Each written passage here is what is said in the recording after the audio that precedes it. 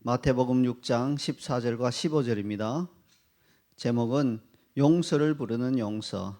Forgiveness leads us to be forgiven.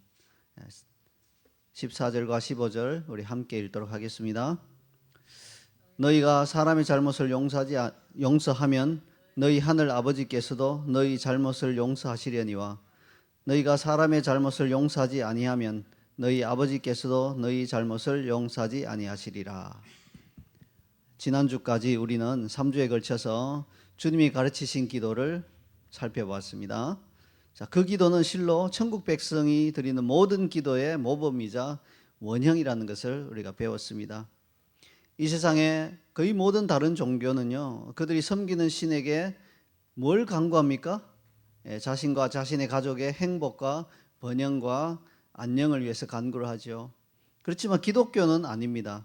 하나님 나라와 그분의 의를 먼저 구하라고 가르치십니다. 그리고 우리가 정상적인 그리스도인이라면 그 말씀에 대하여 당연하다 이렇게 고백할 것입니다. 그런데 안타깝게도 많은 그리스도인들이 입술로는 이게 당연하다 고백하는데 실제로 그들이 드리는 그 기도의 내용을 들어보면 세상 종교가 추구하는 것처럼 자신과 자신의 가족과 행복, 번영 이런 것들을 추구하는 것을 볼 수 있습니다. 그걸 인정할 수밖에 없다는 거죠. 지금도 많은 그리스도인들이 그렇게 기도하고 있어요. 물론 그것이 잘못되었다 이것은 아니에요. 그러나 우선순위가 과연 그것이 옳으냐는 거예요. 하나님 나라와 그 일을 구하지 않고 자신의 행복과 안녕만을 계속해서 구하는 것은 우선순위가 잘못된 것이라는 거예요. 우리 자이언 CC 공동체는 그런 자들이 아닙니다라고 자신 있게 말할 수 있을까요? 저는 자신이 별로 없는 것 같아요. 그래서 배우고 깨달으면 깨달을수록 주님 가르치신 이 기도가 더욱 무겁게 다가오는 것 같습니다.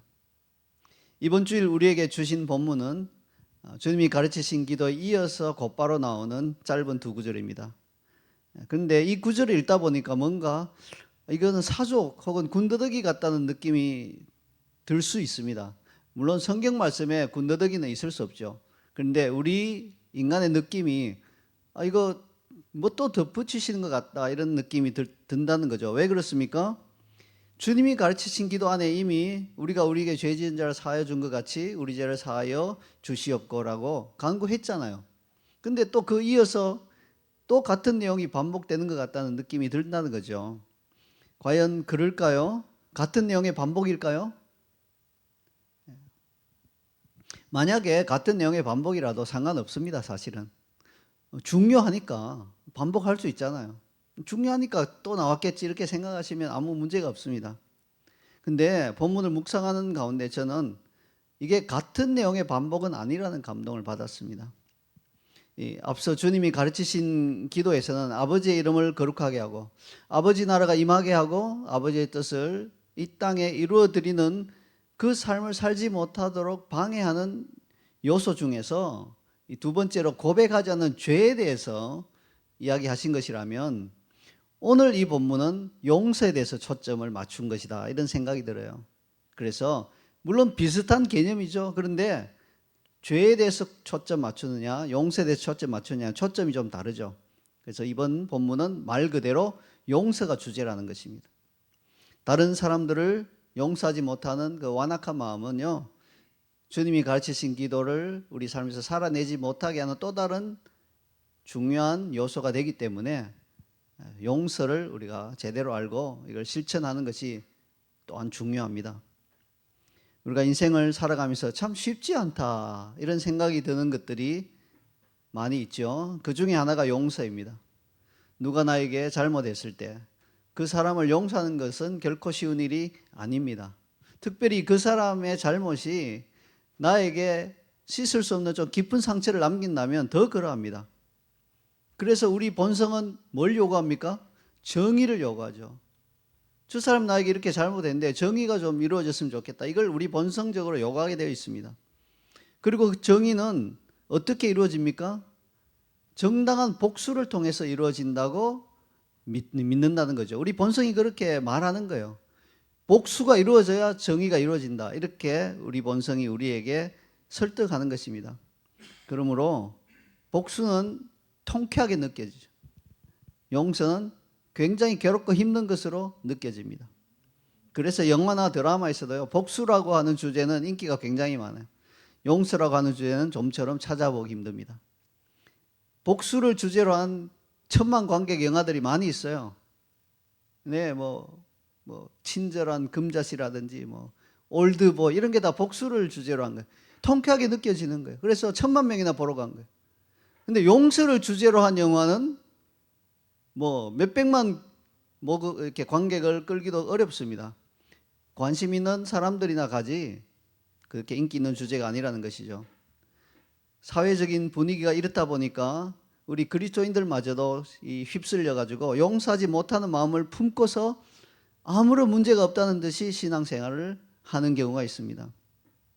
근데 주님께서는 산상수훈이라는 핵심적인 가르침을 통해서 다른 사람을 용서하지 않는 자는 아버지의 용서를 받지 못한다고 매우 분명하게 경고하고 계시는데도 말이에요, 이 엄중한 경고의 말씀이 잘 안 들어온다는 거예요. 그냥 용서하지 못하는 마음, 남을 용서하지 못하고 괘씸하게 생각하고 이런 마음을 그대로 품고 있으면서 신앙생활을 그냥 쭉 해나간다는 거예요. 가볍게 생각한다는 겁니다. 실로 용서라는 영역만큼 그리스도인들이 대놓고 하나님의 말씀을 무시하는 주제가 또 있을까요? 잘 없는 것 같아요. 예. 도둑질 한 사람들은 내가 도둑질하면 안 되는데 하고 막 괴로워하면서 어떻게든지 회개하려고 하는데, 용서하지 않는 건 그렇지 않은 것 같아요.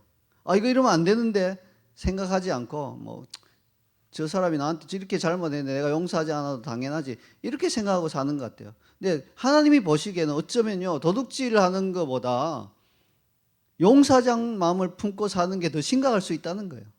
근데 그걸 별로 생각하지 않는다는 겁니다. 그러므로 최소한 천국 백성이라면 다른 사람을 용서하지 못해도 아무렇지도 않게 그냥 살아가서는 안 됩니다. 주님의 엄중한 명령이므로 용서하기 위해 몸부림쳐야 해요. 감사한 것은 그러다 보면 용서하지 못하는 자신의 한계를 깨닫게 되는 거죠. 그리고 주님의 도우심을 구하게 되는 것입니다. 그러면 이제 주님께서는 우리가 생각하지 못하는 방식으로 도움의 손길을 주시고 우리가 남을 용서할 수 있도록 우리의 마음을 열어주신다는 겁니다. 이런 식으로 우리의 신앙이 성숙하는 것이에요. 여러분, 처음부터 아예 안 하는 것과 안 돼 하고 아예 안 하는 것과 안 되지만 노력하는 것은 다릅니다. 나중에는요, 하늘과 땅 차이가 나요. 아예 안 하면 10년, 20년이 지나도 안 되는 거예요. 용서 안 하고 아예 용서할 마음이 없으면 20년 지나도 용서하지 않은 마음은 그대로 있습니다. 근데 안 되지만 좀 용서해 보려고 노력하고 용서하게 해달라고 몸부림치면 시간이 흐르면 시간은 우리 편이에요. 주님이 우리 편이니까. 그래서 점점 용서하는 마음이 생겨나고 결국은 용서할 수 있게 되는 거예요. 그래서 10년, 20년이 지나면 완전히 달라져 있다는 것입니다. 그래서 아예 안 된다고 포기할 것이 아니라 안 되는 것은 인정하지만 노력하는 것, 전혀 다른 이야기죠. 이것이 천국 백성에 합당한 자세입니다. 사실 사랑과 용서는 동전의 양면 같은 것이에요. 사랑한다면 용서하게 돼 있어요. 용서하지 않는다면 사랑하지 않는다는 말이에요. 용서하지 않는다는 말은 나에게 잘못을 행한 그 사람을 하나님의 사랑으로 사랑하지 않는다는 말과 정확하게 동일합니다. 그런데 거기에 그치는 게 아니에요. 그 정도에서 그치면 덜한데 거기에 그치지 않고 용서하지 않는다는 말은요, 나에게 용서하라는 계명을 주신 주님을 사랑하지 않는다는 말과 정확하게 동일한 거예요. 그러면 우리는 펄쩍 뛰면서 이렇게 항변하겠죠. 아니요, 저에게 상처를 준 그 사람을 용서하지 못할 뿐 주님을 사랑하는 마음에는 변함이 없습니다. 이렇게 우리가 항변할 거예요. 그런데 그렇지 않아요. 예수님은 요한복음 14장 21절에서 분명하게 이렇게 말씀하셨습니다. 우리 함께 읽겠습니다. 나의 계명을 지키는 자라야 나를 사랑하는 자니 나를 사랑한 자는 내 아버지께 사랑을 받을 것이요 나도 그를 사랑하여 그에게 나를 나타내리라. 보세요. 용서하지 않는 것은요, 주님의 계명을 정면으로 어기는 행위이며 주님을 사랑하지 않는 행동입니다. 이러면서도 나는 주님을 사랑해요, 나는 저 사람을 용서하진 않지만 나는 주님을 그래도 사랑해요, 말할 수 없다는 것이에요. 용서에 대한 이상의 기초적인 이해와 함께 이제 용서에 관한 실제적인 원리를 살펴보겠습니다. 용서에는 두 가지 핵심적인 문제가 있어요. 뭡니까? 그 중에 하나가 용서하고 싶은 마음 자체가 없는 거예요. 이게 이제 첫 번째 문제고요. 두 번째 문제는 용서하고 싶은 마음은 있는데 용서가 안 되는 것이에요. 이게 두 번째 문제입니다. 그래서 용서하고 싶은 마음 자체가 없는 것은요, 그 사람의 연약함을 내가 용납하지 못하는 것이고요, 용서하고 싶은데 안 되는 것은 나의 연약함을 극복하지 못하는 상태인 것입니다. 그래서 용서하지 못하면 그런 마음은 이 두 가지 중에 하나인 것이에요. 아예 마음 자체가 없든지, 아니면 마음은 있지만 실제로 용서할 수 있는 힘이 나에게 없든지, 둘 중에 하나인 것입니다. 먼저 용서하고 싶은 마음 자체가 없는 상태를 살펴보겠습니다. 어째서 우리는 용서하고 싶은 마음 자체가 들지 않는 걸까요? 성경은 그렇게 말씀하는데 왜 그 마음이 전혀 안 들까요? 이유는 우리가 타락한 혼을 가진 죄인이기 때문입니다. 그래서 우리는 복수에는 발이 빠른데 용서에는 한없이 발이 느립니다. 근데 이것은 이제 영적 측면에서 보자면 그런 것이고요, 우리가 죄인이기 때문에 용서하고 싶은 마음이 안 든다, 이게 영적 측면에서는 이게 그러한 진실인데, 이제 혼적인 측면에서 보자면 단순하죠. 상대방이 뭐 굉장히 괘씸하게 느껴지니까 용서하고 싶은 마음이 없는 거예요. 뭐 실수로 그랬다면 몰라도, 특별히 다 알고 고의로 나에게 이러한 상처를 줬다면 정말 괘씸하게 생각이 되면서 용서하고 싶은 마음이 들지 않는 것이 어쩌면 당연할 수 있을 것입니다. 그래서 우리는 이렇게 말하죠. 아니, 실수라면 몰라도 이 고의적인 잘못을 어떻게 용서합니까? 악한 의도를 가지고 나에게 이렇게 큰 상처를 줬는데 내가 이걸 용서하는 게 합당한 일인가요? 나 용서하지 않고 싶습니다. 이렇게 말할 수 있다는 거예요. 자, 이런 항변은 좀 타당한 것처럼 들리죠? 근데 여기에는요, 두 가지 커다란 함정이 숨어 있다는 것을 아셔야 돼요. 첫 번째 함정은 뭡니까? 우리는요, 그 사람의 진정한 동기를 결코 다 알 수 없어요. 정말로 그 사람이 나에게 악한 의도를 품고 그렇게 행동했는지 어떻게 확신할 수 있다는 말이에요. 아이고, 나 확신할 수 있어요. 분명해요. 아니요, 아닐 수 있다는 거예요. 저에게 아직도 기억에 선명하게 남아있는 충격적인 한 장면이 있습니다. 아주 오래전인데 저는 그 당시에 동남아에 계신 어떤 한국 선교사님 댁에 사역차 손님으로 방문 중이었습니다. 그 당시 그분은 좀 문제가 있었어요. 자기 선교단체랑. 왜냐하면 어떤 사업에 대한, 그것도 이제 뭐 나쁜 사업이 아니라 어떤 주님의 사업이죠. 사업에 대한 제안을 받아서 그 제안을 수락한 상태였어요. 근데 그 제안을 수락하면 거기에 상당한 시간을 투자하면서 그 일을 봐줘야 되기 때문에 그분을 파송한 선교단체 본부에서는, 이사회에서 그러면 안 된다, 문제가 있다, 그거 내려놓으시라, 그거 왜 하려고 하시느냐, 자꾸 이렇게 경고를 한 거예요. 계속 그렇게 고집하시면 우리가 징계할 수밖에 없다고 계속 경고를 받고 있던 상태였어요. 근데 이제 그 선교사님은 입장이 다르죠.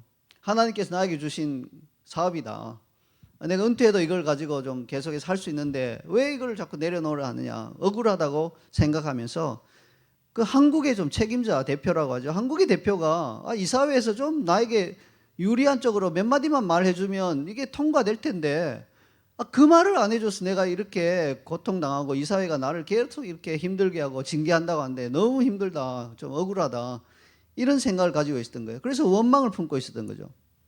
그런 상황에서 마침 제가 그 선교사님이 차를 타고 어디론가 이동하고 있는데 한국 대표에게서 전화가 걸려왔어요. 국제전화죠.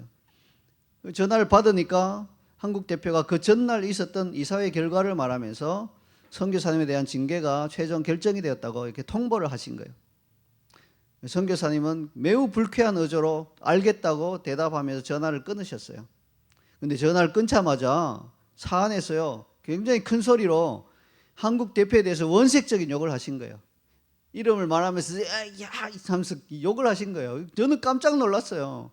아니, 어떻게 그리스도인이 같이 사역하는, 동역하는 다른 형제 그리스도인을 향하여 그렇게 원색적인 욕을 합니까? 근데 뭐 제가 거기서 뭐라고 말할 입장이 아니었기 때문에 그냥 조용히 있었어요. 못 들은 것처럼 그냥 얼굴이 좀 벌개져서 저는 가만히 있었습니다. 그 직후에 저는 한국을 방문했고 그 선교단체의 한국 대표와 만날 기회가 있었습니다. 그리고 이런저런 대화를 하다가 주제가 우연히 동남아의 그 선교사님에 관해서 흘러갔습니다.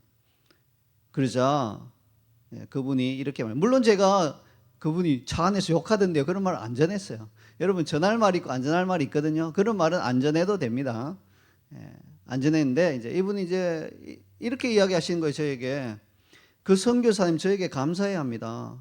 이사회가 몇 차례 열릴 때마다 이분에 대한 주제가 나올 때, 의제가 나올 때 저는 그 선교사님 편에 서서 최대한 그분의 입장을 변호해드리고 최대한 선처를 해달라고 호소했습니다.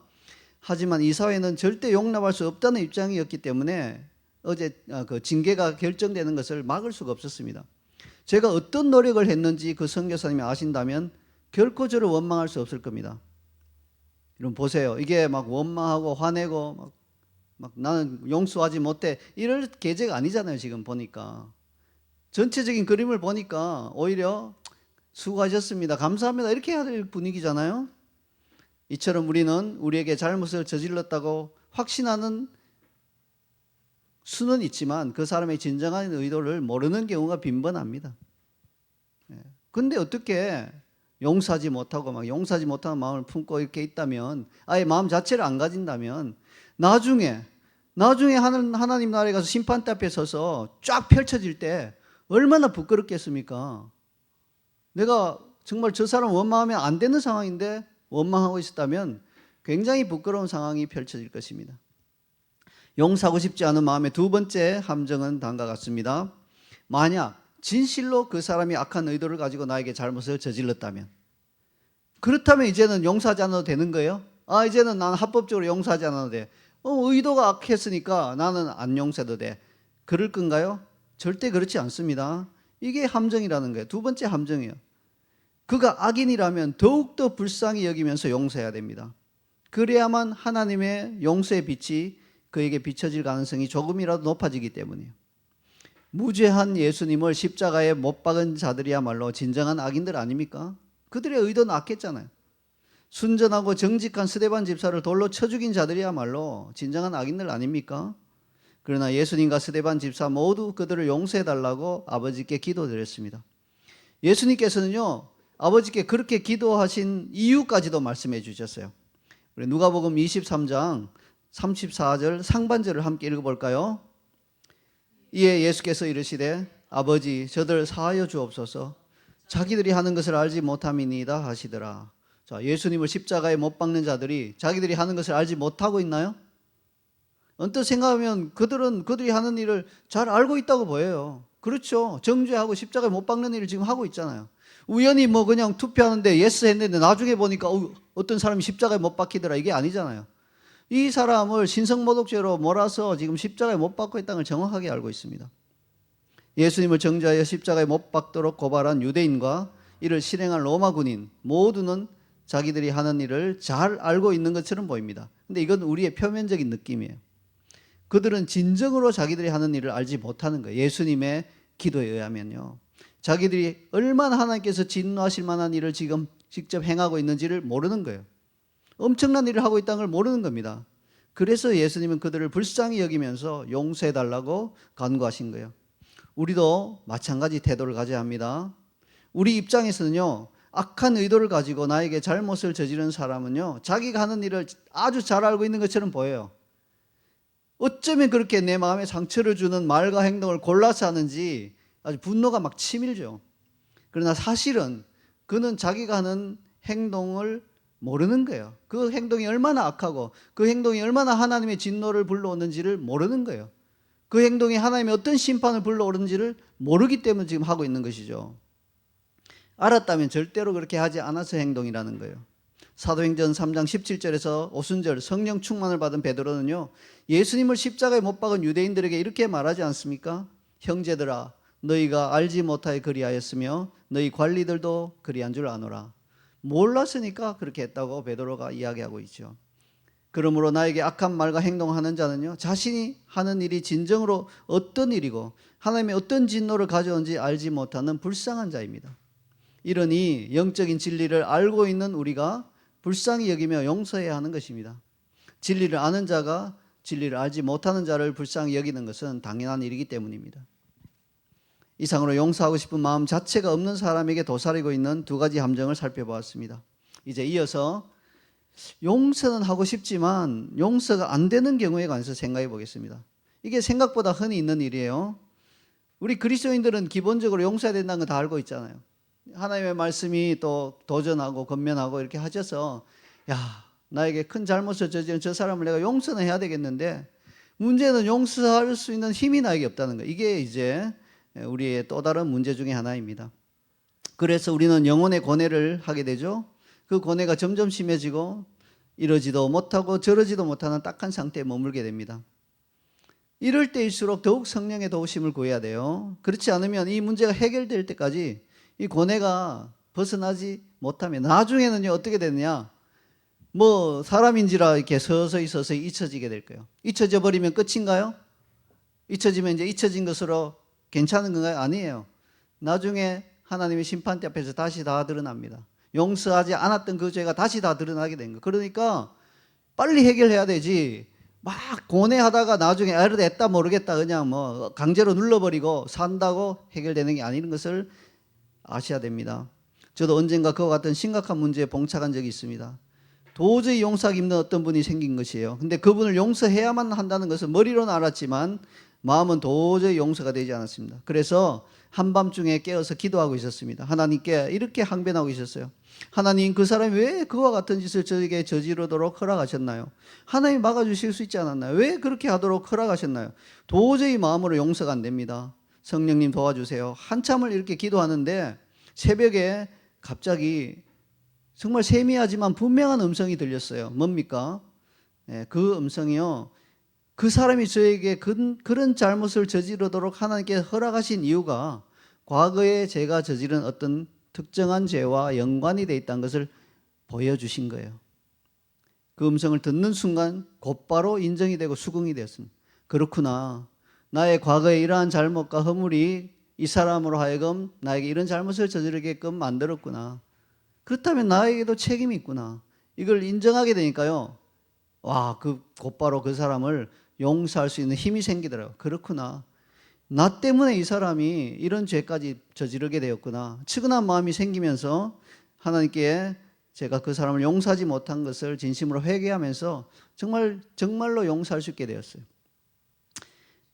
이처럼 하나님의 도우심으로 그가 나에게 저지른 잘못이 나의 죄로 인한 결과일 수도 있다는 것을 알게 되고, 또 그분의 연약함이 곧 나의 연약한 것을 알게 될 때, 그분이 특별히 악한 자라서 그런 게 아니라 연약해서 그렇다, 나도 그와 같은 연약함이 있다, 이런 걸 알게 될 때 우리는 그 사람을 용서할 수 있는 힘을 얻을 수 있습니다. 근데 이건 그냥 얻는 게 아니라 말씀을 붙들고 기도해야 돼요. 말씀을 붙들고 하나님 앞에 몸부림칠 때 그 깨달음을 체험적으로 주시는 거예요. 그래야 용서할 수 있는 거예요. 그냥 이론적으로 그의 연약함이 나의 연약함일 수도 있다, 이렇게 해서는 용서가 안 돼요. 우리 인간은 그렇게 되어 있지 않습니다. 붙들고 기도할 때 성령께서 강하게 감동을 주실 때 우리는 그 사람을 용서할 수 있는 힘을 실제로 얻는 거예요. 그러니까 붙들고 기도하셔야 된다는 거예요. 그래야만 머리로만 알던 용서에 관한 진리를 삶에서 실천할 수 있게 됩니다. 이상으로 용서에 대한 어떤 그 두 가지 문제점들을 우리가 살펴보았고요. 이제는 주제를 좀 바꾸어서 용서에 대한 성경적인 올바른 이해를 도모해 보고자 합니다. 용서에 관해서 사람들이 흔히 오해하는 부분들이 많이 있습니다. 가장 먼저 어떤 오해가 있냐면 용서는 면죄부라고 생각하는 거예요. 그런 오해가 있어요. 근데 용서는 면죄부가 아니에요. 많은 사람들이 용서에 관해서 부정적인 감정을 가지는 이유가 뭡니까? 많은 이유가 있지만 그 중에 중요한 것 하나가 뭐냐면요, 용서해주면 그 모든 잘못을 없던 걸로 해주고 쏙 빠져나가게 해준단 말이야. 그게 뭐야? 그 말이 안 돼. 이게 면죄부 아니야? 이렇게 생각하고 부정적인 감정을 가지는 거예요. 뭐 그럴 수 있죠. 살인죄가 가족들이 자기 가족을 살해한 살인자를 아무 조건 없이 용서한다. 살해한 거 이거 쏙 빠져나가고 뭐 그렇게 되는 거 아니야? 그 말이 안 되잖아. 이렇게 생각할 수 있다는 거예요. 근데 용서는 그와 같은 차원이 아니에요. 용서는 그가 이전에 잘못된 행위를 반복하지 않도록 사랑으로 기회를 주는 거예요. 용서를 통하여 변하여 새 사람이 되도록 하고자 하는 소망을 품고 그렇게 해주는 거예요. 그러니까 우리 가족이 살해당한 것은 너무나 억울하고 정말 돌이킬 수 없는 비극적인 일이지만 끝까지 용서 안 하는 것보다 무조건적으로 용서했을 때 이 사람이 그 용서를 받아들이고 다음에는 다른 사람을 죽이지 않게 하는 것, 이게 이제 용서의 목적이지, 그냥 됐어 그럼 가, 면죄부 주는 게 아니라는 거예요. 빅토르 위고의 역작 레미제라블을 보면 미리엘 주교가 은식기를 훔친 장발장을 용서한 것이 바로 그와 같은 마음일 거예요. 한번 레미제라블 한번 띄워보시죠. 예, 보면 유명한 대작이죠. 빅토르 위고가 용서라는 주제에 가장 잘 알려진 작품 중에 하나일 거예요. 우리가 좀 황당하게 생각하죠. 그냥 빵 한 조각 훔쳐서 이게 이제 탈옥하다가 걸리고 하니까 이게 뭐 형기가 막 계속 늘어난 거죠. 마침내 나왔을 때 그가 너무나 배고픈 나머지 은식기를 훔쳤죠. 미리엘 주교가 조건 없이 용서해 줬어요. 자, 그렇게 용서한 이유는 뭡니까? 사랑으로 다시 한번 기회를 준 거죠. 그래서 다시는 이런 짓을 하지 않도록 기회를 한번 준 거예요. 물론 용서받은 자가 그 용서를 망각하고 다시 잘못을 저지를 수는 있어요. 인간은 연약한 죄인이기 때문에 그래요. 그렇다 하더라도 우리는 주님이 그러셨던 것처럼 소망을 품고 계속해서 용서해야 됩니다. 그 사람이 변하여 새 사람이 될 것을 소망을 품고, 사랑은 언제까지나 소망을 품고 계속 기회를 주는 거잖아요. 계속해서 기회를 주는 것입니다. 이것이 주님의 길이요, 주님의 방식입니다. 그 다음으로 용서는 망각이 아니에요. 망각이 뭡니까? 망각은 시간의 흐름과 함께 과거의 모든 것을 잊어버리는 것을 의미해요. 자칫 잘못하면 우리는 용서란 시간의 흐름과 함께 상대방이 나에게 잘못한 것 자체를 잊어버리는 것이라고 오해하기 쉬워요. 그러나 용서는 그와 같은 게 아니에요.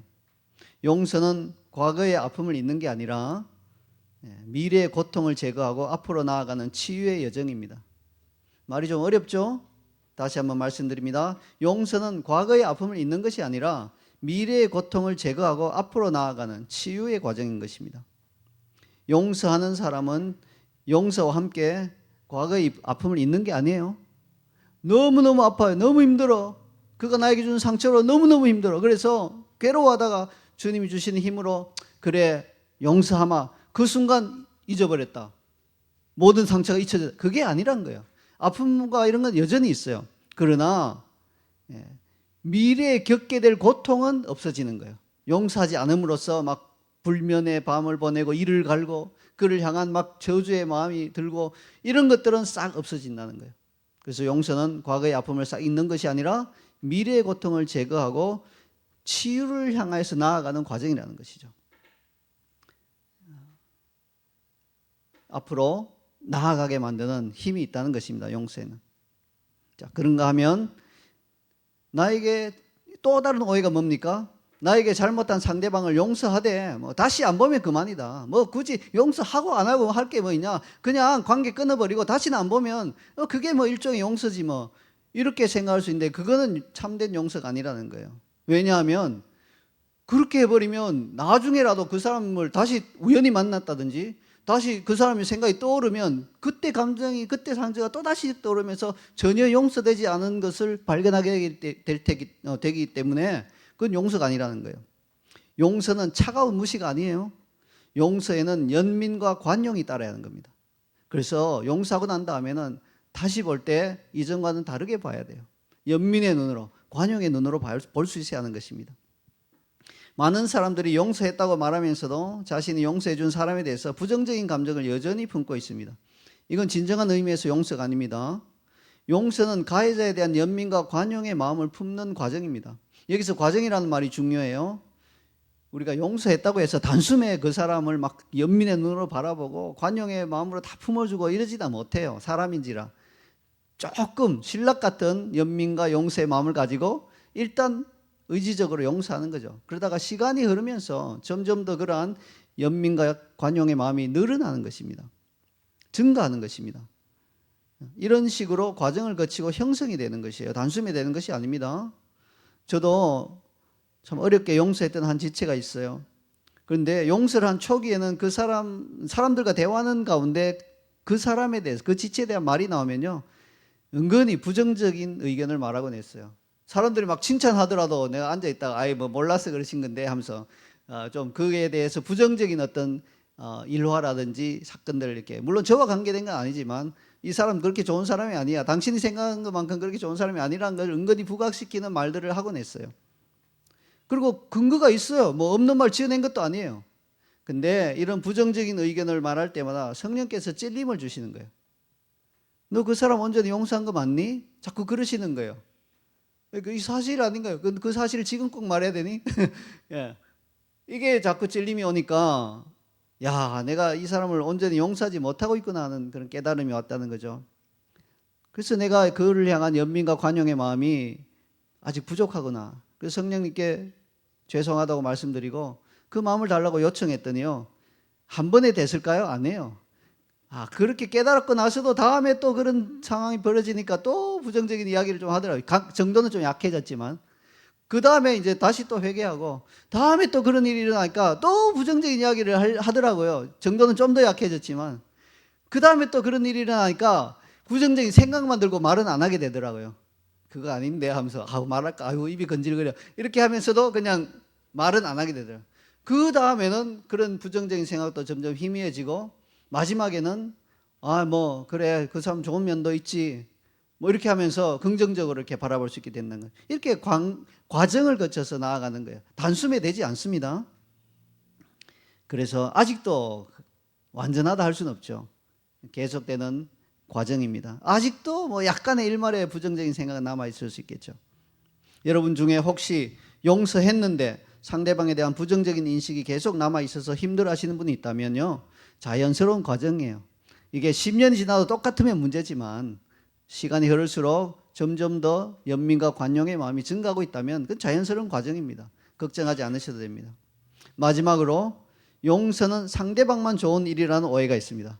이거 용서하면 나는 그렇게 고통스러운데 상대방은 용서받았으니까 감사합니다 하고 가버리면 저 사람만 좋은 일 시키고 나는 너무 아무 유익이 없고 너무 힘든 거 아니냐 이런 오해가 있는데요. 아니에요. 용서는 궁극적으로 상대방을 위한 행동이 아니라 나 자신을 위한 행동입니다. 이게 무슨 말이에요? 용서하는 행위는 상대방만 유익이 있지 나는 정서적으로 물질적으로 다 이렇게 손해받았는데 하나도 보상받지 못했는데 그거를 감수해야 되는데 이게 무슨 나에게 유익입니까? 라는 생각이 들 수 있어요. 그러나 그렇지 않습니다. 용서는 상대방에게도 유익하지만 궁극적으로는 나 자신을 영적으로 보호하고 고통에서 건져주는 행위입니다. 만약에 어떤 사람이 자신에게 상처를 준 사람을 끝끝내 용서하지 않고 끝까지 미워하고 원망하는 마음을 품고 이 땅을 살다가 떠난다면 어떻게 될까요? 이 땅의 삶에서도 지옥 같을 것이고요. 장차 하나님 심판대 앞에 설 때 용서하지 않음으로 인한 하나님의 심판을 받는 것이요. 그러므로 용서는 하나님의 엄중한 심판을 벗어나게 해주는 행위인과 동시에 이 땅에서의 지옥 같은 삶에서 우리를 건져주는 우리가 우리 자신에게 베풀 수 있는 최고의 선물 중에 하나인 것을 믿으시기 바랍니다. 이제 15절을 살펴보면서 말씀을 마무리하도록 하겠습니다. 함께 읽겠습니다. 너희가 사람의 잘못을 용서하지 아니하면 너희 아버지께서도 너희 잘못을 용서하지 아니하시리라. 주님은 우리가 사람의 잘못을 용서하지 않으면 아버지께서도 우리 잘못을 용서하지 아니하실 것이라고 분명하게 경고하고 있습니다. 이것이 오늘 우리에게 주시는 엄중한 경고로 다가오기 원합니다. 그냥 용서하지 않더라도 아무렇지도 않게 사는 그런 마음이 좀 깨어지기를 원합니다. 이게 큰일 났구나 하는 마음이 좀 들기를 원합니다. 왜? 아버지께서도 우리를 용서하지 않으신다잖아요. 나는 이미 다 용서받았어요. 나는 모든 죄로부터 다 용서받았어요. 이건 구원파들이 나는 이야기고요. 내 삶에서 크고 작은 또 다른 죄들이 있잖아요. 이걸 아버지께서 다른 사람 용서하지 않으면 나도 그 죄에 용서하지 않겠다. 물론 이게 지옥이 떨어질 죄는 아닐지 몰라도 심각한 결과들을 우리에게 가져온다는 것입니다. 여러분 도미노 게임을 보신 적이 있으시죠? 도미노 하나가 다른 도미노를 무너지게 만들고 그 도미노가 또 다른 도미노를 무너지게 만드는 거예요. 도미노 게임에는 이 모든 과정을 시작하게 만드는 첫 번째 도미노가 반드시 있어야 합니다. 그 첫 번째 도미노가 없다면 전체 도미노는 하나도 넘어지지 않고 그대로 서 있을 겁니다. 우리 모두는 하나님의 사랑과 은혜를 받기 원하죠. 이 세상에서 하나님의 사랑과 은혜만큼 소중한 것이 또 어디 있겠습니까? 그런데 마치 도미노 게임처럼 우리가 하나님의 사랑과 은혜를 받기 위해 먼저 받아야 할 게 있습니다. 뭡니까? 하나님의 용서입니다. 부모를 보세요. 부모가 자녀를 사랑하죠. 부모가 자녀에게 사랑을 표현하고 싶은데 자녀가 부모에게 큰 잘못을 했어요. 그러면 어떻게 합니까? 뭐 잘못은 상관없고 내가 너를 사랑하니까 나는 무조건 너를 사랑해 줄 거야. 이건 좋은 부모가 아니죠. 그 잘못을 먼저 해결하고 관계를 해결하고 그 다음에 사랑을 적절하게 베푸는 거죠. 하나님도 마찬가지입니다. 우리가 하나님 앞에 큰 잘못을 하고 용서받을 것 있다면 용서받을 때까지는 하나님의 그 사랑을 보류하세요. 표현하는 걸 보류하세요. 사랑 자체는 변함이 없으시지만 사랑을 표현하는 것을 보류를 하세요. 용서될 때까지. 그래서 첫 번째 도미노가 넘어져야 두 번째, 세 번째 넘어지는데 이 도미노가 안 넘어지고 있다는 거예요. 자, 그런데 하나님의 사랑과 은혜를 받게 만들어주는 도미노가 하나님의 용서라면 그 도미노를 쓰러뜨리는 또 다른 도미노가 있어요. 뭡니까? 우리가 다른 사람의 잘못을 용서하는 것. 이게 바로 첫 번째 도미노입니다. 그게 돼야지 그 다음에 하나님이 우리를 용서하시고, 그게 돼야지 우리가 하나님의 사랑과 은혜를 받는, 이 도미노가 차례대로 쓰러지는 것입니다. 오늘 우리는 용서에 관해서 배웠습니다. 용서에 관한 더 깊은 영적 진리들 많이 있지만 오늘 배운 것들을 우리가 먼저 실천하고 그 다음에 더 깊은 진리들을 배우면 좋겠습니다. 이번 주 중에 혹시 우리가 아직까지 용서하지 못한 그런 사람들이 있다면 성령님께 용서할 수 있는 힘을 달라고 요청하시기 바랍니다. 우리 사고를 당한 분들은 그 사고 낸 청년을 좀 용서했으면 좋겠습니다. 그것도 사정이 있겠죠. 또 사정이 없이 그냥 정말로 그냥 인생을 악하게 살아왔다면 이 기회에 좀 돌이키도록 우리가 용서하며 기도해야 될 것입니다. 그렇게 할 때 용서하지 않음으로 인해 묶여있던 모든 사슬이 풀어질 것입니다. 그리고 우리가 우리의 삶에 진정으로 하나님의 용서와 사랑과 은혜가 임하는 그 도미노를 넘어뜨릴 수 있게 될 것입니다. 이와 같은 복이 우리 모두에게 있기를 축원합니다.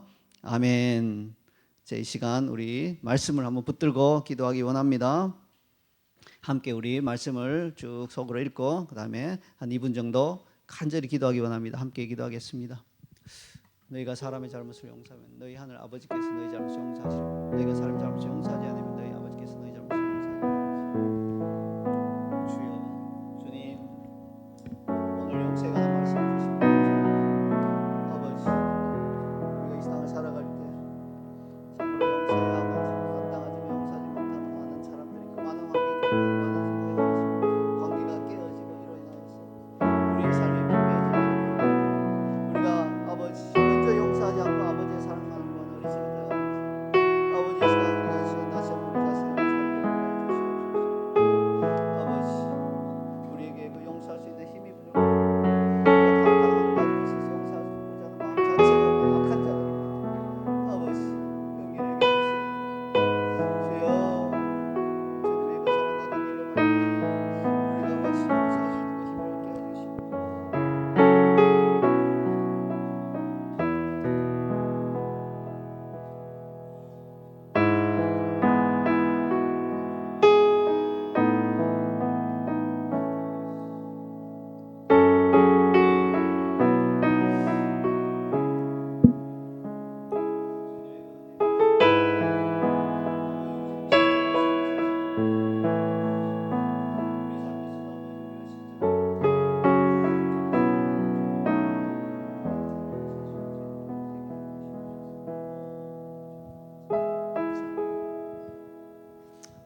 하나님 감사합니다. 하나님의 사랑과 은혜를 받기 위해서는 우리가 먼저 하나님의 용서를 받아야 하고 하나님의 용서를 받기 위해서는 우리가 먼저 남을 용서해야 한다는 것을 우리가 오늘 배웠습니다. 그러나 하나님, 우리가 연약하고 부족하여서 우리의 마음 가운데 용서하고 싶지 않은 마음 자체가 들지 않을 때가 너무나 많으며 그런 마음이 들더라도 실제로 용서할 수 있는 힘이 우리에게 없음을 주님 고백합니다. 아버지, 이러한 것들을 우리가 주님 앞에 내려놓습니다. 이 시간 우리가 간구합니다. 우리 삶 가운데서 우리가 용서하지 못했던 자들 주님 앞에 올려드리며 주님, 저들을 위해서 용서할 수 있는 마음을 간구합니다. 주님의 말씀이기 때문에, 주님의 명령이기 때문에 우리가 용서할 수 있는 자들 되게 하여 주시옵소서. 이것이 바로 천국 백성이 마땅히 그래야 할 길임을 우리가 깨닫게 하여 주시옵소서. 그리고 그러한 용서는 우리가 일방적으로 손해보는 것이 아니라 우리의 삶을 보호하고 우리를 더욱 튼튼하게 해주며 영적으로 성장이 일어나게 하고 우리 지옥 같은 삶에서 우리를 건져주며 장차 하나님의 심판으로부터 우리를 건져주는 귀한 행위, 나에게 줄 수 있는 최고의 선물인 것을 기억하게 하여 주시옵소서. 그럴 때 용서가 쉬워질 것입니다.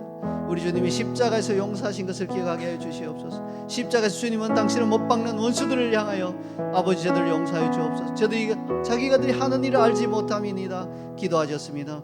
이와 같이 우리도 우리의 삶이 십자가에 달린 것처럼 고통스러울지라도, 우리를 십자가에 못 박는 자와 같은 그러한 자들이 우리에게 있을지라도 저들의 용서를 위하여서 기도할 수 있는 성숙한 그리스도인들이 되게 하여 주시옵소서. 하나님, 이번 주간 가운데 우리와 동행하시며 우리가 기도할 때 우리가 용서해야 될 분들의 얼굴을 떠올리게 하시고 이름을 떠올리게 하시고 그 상황들을 떠올리게 하시고 하나라도 남김없이 다 깨끗이 깨끗이 용서하고 이번 한 주간을 보낼 수 있도록 축복하여 주시옵소서. 그렇게 행하실 주 예수님의 이름으로 감사하며 기도하옵나이다. 아멘.